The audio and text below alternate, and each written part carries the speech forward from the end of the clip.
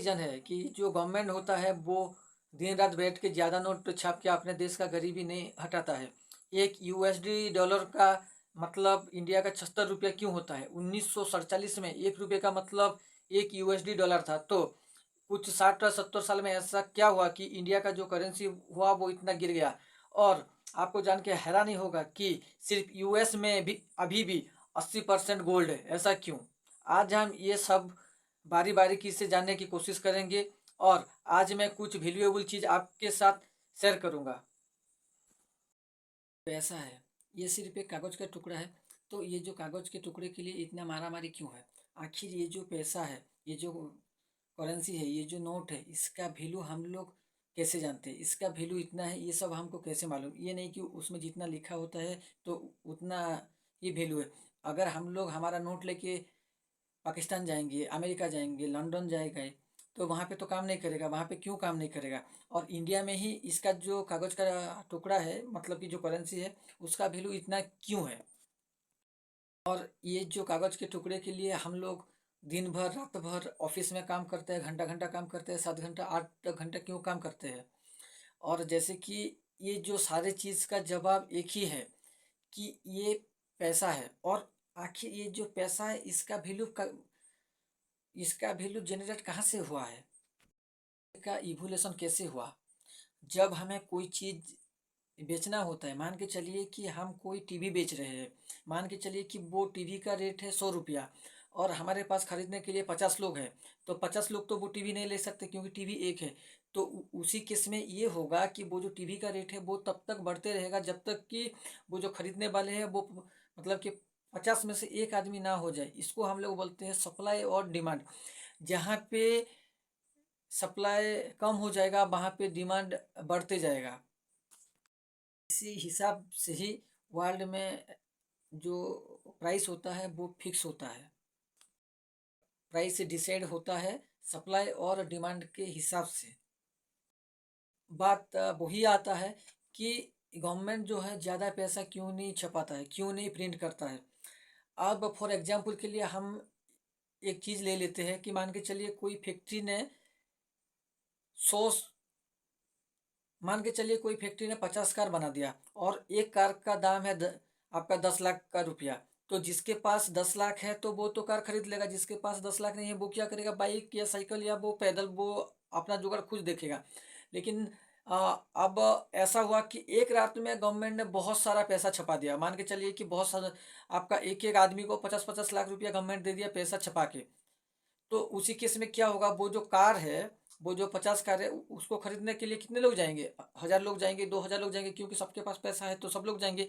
तो उसी केस में ये होगा कि वो जो आपका प्राइस है, वो जो 10 लाख था वो ज़्यादा से ज़्यादा बढ़ जाएगा। वो जो रेट है तब तक बढ़ेगा जब तक कि वो कार सिर्फ 50 ही है। तो वो 50 कार सेल होने तक वो रेट बढ़ता ही जाएगा।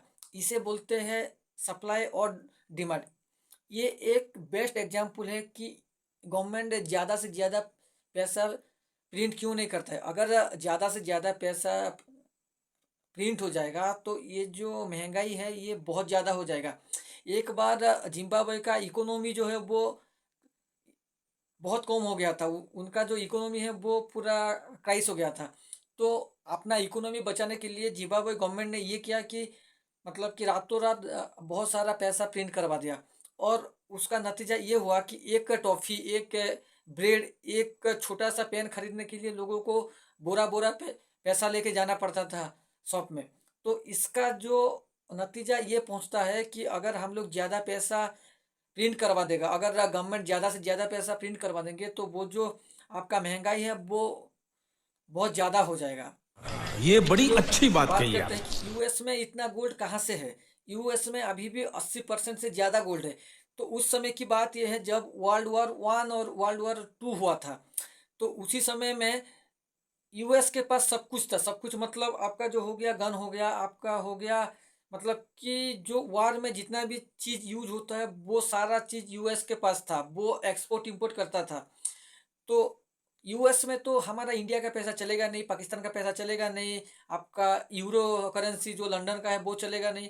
तो जब हमारा पैसा ही नहीं चलेगा तो वो अपना जो चीज़ है वो हमें क्यों देगा? तो उसी समय पे ये हुआ कि यूएस ने ये कहा कि हमारा जो गोल्ड है, हम लोग उनके पास गोल्ड दिए और वो जो गोल्ड का वैल्यू तय हुआ था, उसी हिसाब से वो अपना जितना भी वेपन था वो हम लोगों को दिए। और उसी समय वर्ल्ड वॉर 1-2 में सारे देश का इकोनॉमी घट के पूरा जीरो हो गया था। इकोनॉमी क्यों घटा था? क्योंकि जिस देश के पास जितना जितना गोल्ड था, वो सारा गोल्ड दे के वो वार के लिए वेपन खरीद लिए थे। इसीलिए सारा जो सोना है वो अभी भी यूएस के पास 80% है। लास्ट में हम वाह क्या सीन है। हमारे पास जितना भी गोल्ड है उसी हिसाब से ही वो पैसा प्रिंट कर सकते। और वो जो पैसा है उसका वैल्यू है या नहीं हमें कैसे पता? अब कोई भी नोट, वो जो कागज का नोट है, उसका तो कोई भी ये वैल्यू नहीं हो सकता। तो उसका वैल्यू ये है कि वहाँ पे जो इंडियन गवर्नर का साइन होता है, वो जो इंडियन गवर्नमेंट का साइन होता है, वो हमें गारंटी देते हैं, वो हमें वादा करते हैं कि उसका जो वैल्यू है वहाँ पे जितना लिखा होता है उसका वैल्यू हमें इंडिया में कुछ भी खरीदेंगे, कुछ भी करेंगे तो उसका वैल्यू हमें मिलता है। इसीलिए इसीलिए उसका वैल्यू है। अब जैसे कि हमारा 500 1000 का नोट बंद हो गया था और कुछ नोट एक्सचेंज हुआ था, मतलब कि चेंज हुआ था। उसी समय पे वो गवर्नमेंट ने अपना वादा वापस लिया था कि उसी करेंसी के साथ उसका कोई मतलब नहीं है। तो अब अगर हम कोई वो जो पुराना नोट 500 1000 का लेके जाएंगे तो उसका कोई वैल्यू है नहीं है।